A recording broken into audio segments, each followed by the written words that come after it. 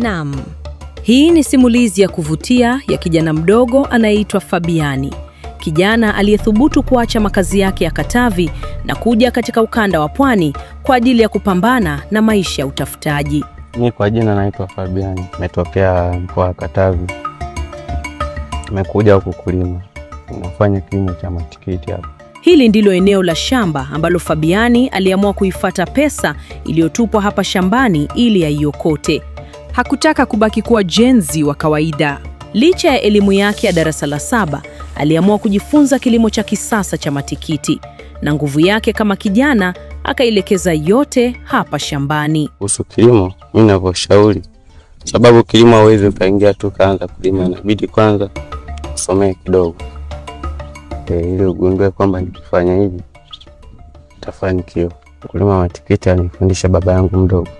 Fabi anatupa elimu ya kulima tikiti na namna anavyotumia gesi katika umwagiliaji wa tikiti. Na kumwagilia tunatumia mashine ya gesi. Tunawasha kule, tunaunganisha gesi, tunamwagilia. Gharama ya gesi na ya petroli, gharama ya rais ni ya gesi. Sababu gharama ya gesi inamwagilia shamba zima na inamaliza.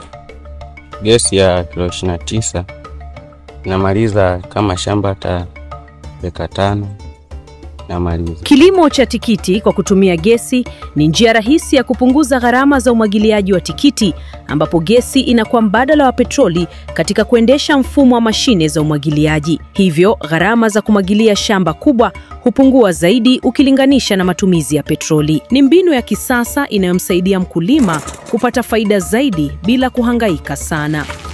Kijana Fabiani anayo malengo, akitarajia baada ya misimu 5 atafanikiwa kuvuna matikiti, na baada ya kuivisha tikiti basi ataangazia kulima mazao mengine kama mahindi. Mimi nimekuja kufanya kilimo ili kusudi niweze kupambana maisha yangu. Baada ya misimu kama 5 naamini Mungu atanisaidia, nitaweza kufanikisha.